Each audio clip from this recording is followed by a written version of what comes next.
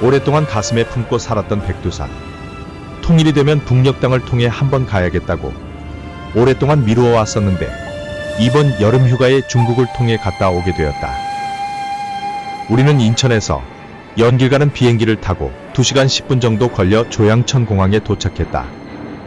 이 공항은 관광객이 많이 찾는 공항치고는 비교적 작고 낡은 공항으로 관광객이나 제중교포들이 주로 이용하는 공항이다.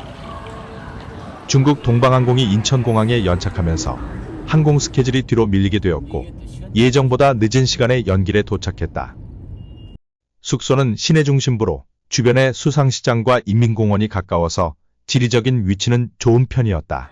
호텔 체크인을 마친 후 주변 식당에서 저녁 식사를 마치고 호텔 프런트에서 다음날 방천 가는 7인승 렌트카를 계약했다.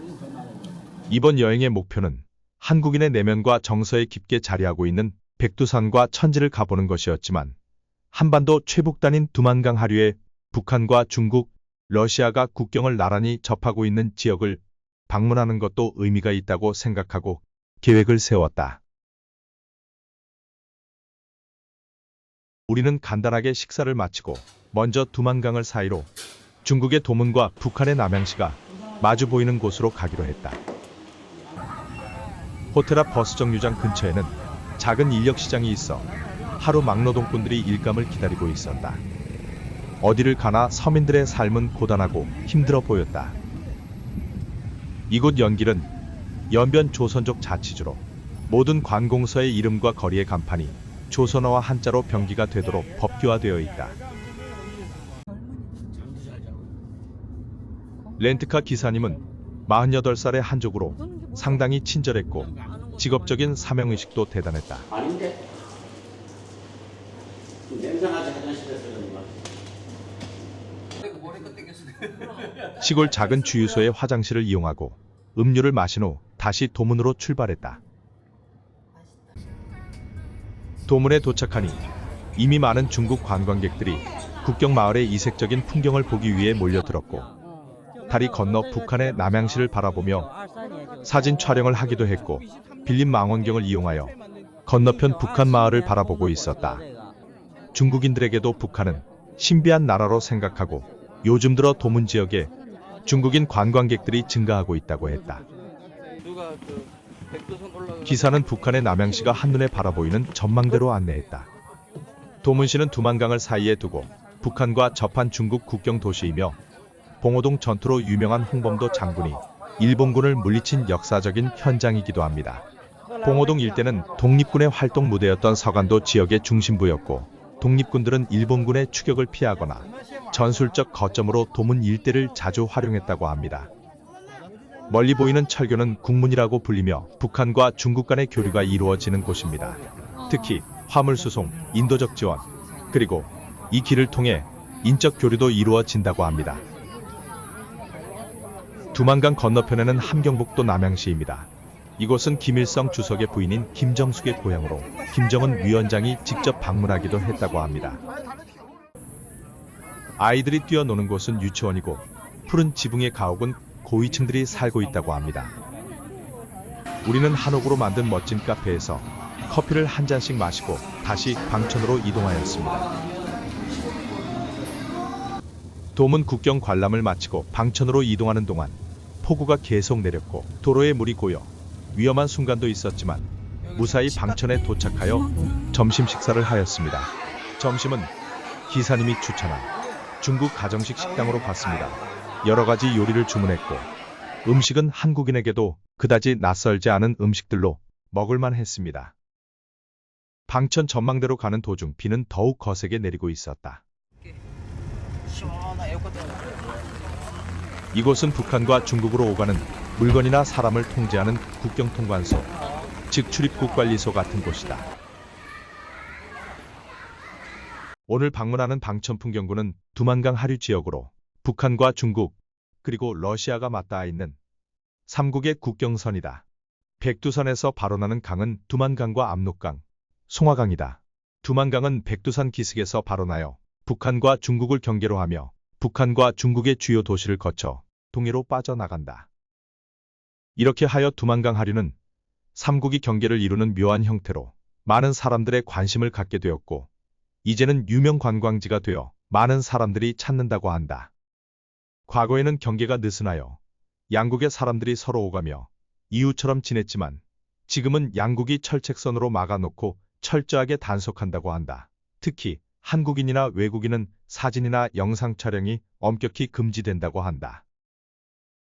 외국인은 인터넷 예매가 불가하여 현장에서 티켓을 구매해야 하는데 렌트카 기사님이 미리 표를 확보하여 우리는 바로 셔틀버스를 타고 용호각 전망대로 이동했다. 두만강 하구에 보이는 다리는 총 길이 250m로 북한과 러시아를 연결하는 유일한 육상 교통로다. 북한 나진항과 러시아 하산역 사이에 물류를 연결하는 핵심적인 역할을 하는 다리라고 한다.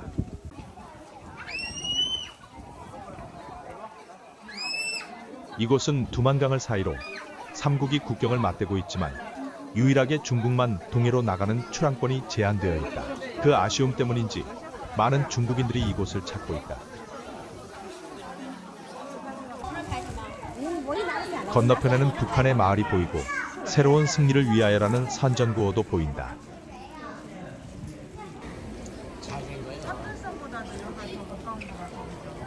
용호각 전망대는 중국, 북한, 러시아 3국 접경지대를 조망할 수 있는 전망대로 동방 제1촌이라고 불린다.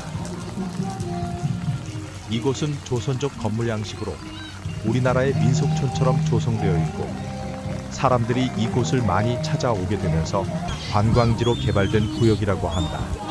우리는 비도 많이 내리고 다시 연변으로 가야 하기 때문에 관람은 하지 못했다.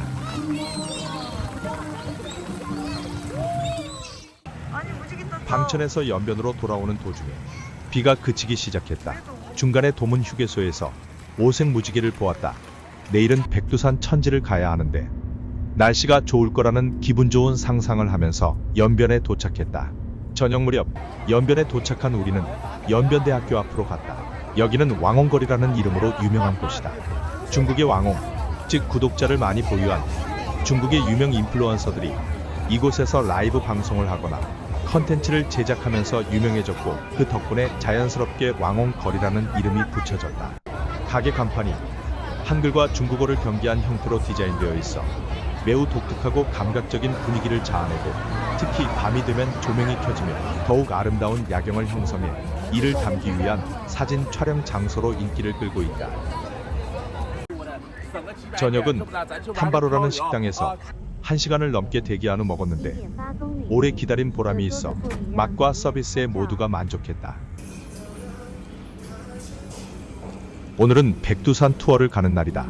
간단하게 주변 식당에서 조식을 해결하고 현지 단체 관광 투어와 합류했다. 여행사 명칭은 남자 가이드가 오면 보이프렌드, 여자 가이드가 오면 걸프렌드 이런 식으로 진행하는 것 같다. 보이프렌드 가이드는 우리를 외국인이라고 특별히 신경 쓰는 것 같았고 잘 챙겨주어 불편함 없이 하루를 보냈다. 백두산 천지를 가려면 이도백화라는 마을로 가야 된다. 이도백화까지는 2시간 30분이 소요된다. 가는 동안 내내 양쪽 길 옆에는 옥수수밭이 끝없이 펼쳐지고 있었다. 대두에 비해 옥수수가 순이익이 높고 토양 조건이 까다롭지 않아 많은 농가들이 옥수수 재배를 선호한다고 한다. 이도백화에 거의 도착할 무렵 휴게소에 들렀다. 동절기 때 필요한 물품을 구입할 수도 있고 화장실도 이용할 수 있는 장소였다. 백두산의 명칭은 두 가지로 불리운다. 남과 북에서는 백두산, 그리고 중국에서는 장백산이라 부른다. 그것은 백두산을 경계로 북한과 중국의 국경선이 나뉘기 때문이다. 백두산 천지를 가는 길은 모두 4군데의 코스로 나누어지며 동쪽 방면인 동파 코스만 북한으로 갈 수 있고 나머지 코스는 모두 중국 쪽을 통해서 갈 수 있다. 이번에 우리가 가는 코스는 북파 코스로 가장 많은 사람들이 찾는 곳이지만 다른 코스에 비해 천지를 바라보는 조망이 좀 아쉬운 편이다. 백두산 천지를 가는 길은 험난의 연속이다. 그리고 기다림의 연속이다. 이것은 성수기를 기준으로 하루 입장 인원이 북파 코스만 26,000명으로 제한되고 압사 및 안전사고를 방지하기 위해 인원을 분산하기 때문이다. 입장하는 사람들의 검표는 철저하며 현지인은 신분증, 외국인은 여권을 반드시 휴대해야만 입장할 수 있다. 景区常年发货，延津景区内西安用货啊。 천지를 갈 수 있는 환승센터까지는 셔틀 버스를 이용해 1시간 정도 이동한다. 천지를 가는 미니버스를 타기 위해서는 또 상당한 시간을 기다려야 한다. 이곳에서는 A, B, C, D로 단계별로 구역을 정해놓고 적절한 인원을 대기시켜 사고를 미연에 방지하고 있다. 많은 사람들이 자신의 시간을 아끼고 천지에서 체류 시간을 늘리기 위해 앞다퉈 앞쪽으로 몰리고 있는 상황이라 자칫 잘못하면 사고가 발생하기 때문이다. 한국 사람들이 산을 좋아하는 것처럼 중국인들도 역시 산을 좋아하는 것 같다. 그야말로 인산이네다. 이 차를 타고 20여 분을 올라가면 꿈에 그리던 백두산 천지다. 올라가는 차창 밖의 풍경만으로도 가히 백두산의 높이와 그 위엄을 느낄 수가 있었다. 백두산은 단군 신화에서 환웅이 내려온 곳이기도 하며 고조선과 고구려, 발해 등 우리 민족의 역사와 깊은 관계가 있는 민족의 영산이다. 그리고 일제강점기에는 항일투쟁의 근거지가 되기도 했던 역사의 현장이다.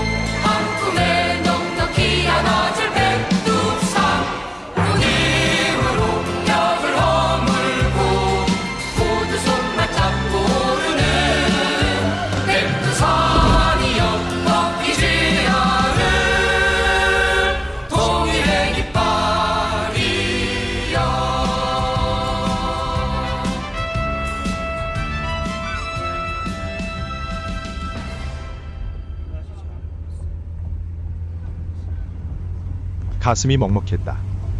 몰락한 양반가의 자식이 옛날에 화려했던 과거를 들추어낸들 무슨 소용이 있겠냐마는 고구려의 기상은 다 어디 가고 같은 민족끼리 흩어져 살아야 하고 남과 북으로 갈라지고 동서로 갈등하고 왜 우리는 화합하지 못하는가. 분단된 땅에 사는 것만으로도 죄인이 된 기분이었다. 다시 환승센터에 도착한 후 우리는 온천지대인 장백폭포를 향해 이동했다.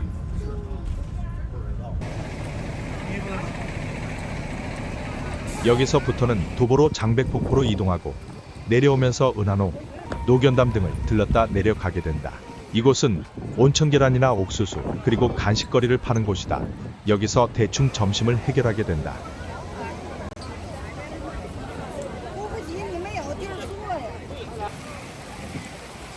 유황온천 지대라 황금색을 띠고 있다. 이 물은 천지에서 장백폭포로 흘러내린 물이다. 이 물이 흘러가서 송화강이 된다.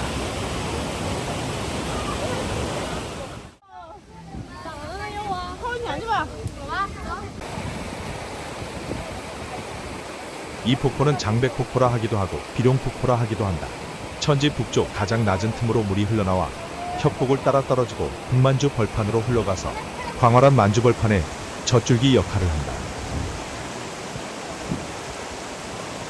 이 폭포는 폭은 약 30m 내외, 천지 수면에서 폭포 하단까지 높이는 68m. 여름에는 기온이 낮고 겨울에는 대부분 얼어붙어 거대한 빙폭 형태가 된다.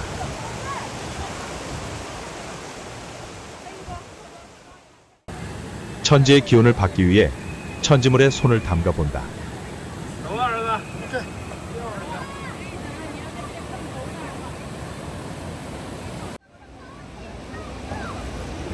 온천지대를 중심으로 양쪽 데크로드에는 많은 사람들이 오가며 백두의 기운을 담고 있다.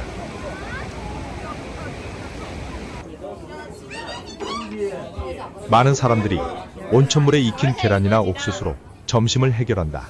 우리는 준비해간 컵라면으로 끼니를 해결하고 다음 코스로 이동했다. 은하노는 백두산 정상 부근 천지 서쪽에 위치한 작은 고산 호수이다. 이름 그대로 은빛 고리처럼 생긴 작은 호수다. 물이 들어오는 입구는 있지만 나가는 출구가 없다. 화산지대이기 때문에 땅속으로 스며드는 지질학적 특징을 갖고 있다고 한다.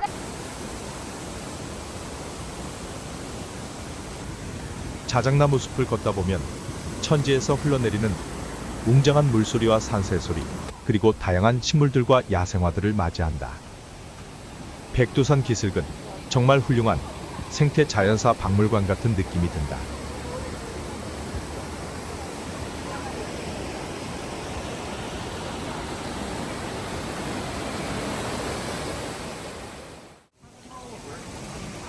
노견담은 천지에서 흘러나오는 물줄기와 직접 연결되지는 않지만 고산지대의 빙하수와 눈이 녹은 물이 모여 형성된다고 한다. 특히 이곳은 옥색 물빛으로 유명한데 햇빛의 각도와 수심, 안반색 때문에 짙은 비취색 또는 에메랄드 빛을 띠고 가을의 주변 단풍과 조화를 이루어 멋진 그림이 그려진다고 한다. 우리는 백두산에서 모든 일정을 마치고 다시 2시간 30분을 달려 연변으로 돌아왔다. 단체 투어라 시간적으로 촉박하여 백두산을 제대로 느낄 수 없었지만 그래도 정말 의미 있는 시간이었다.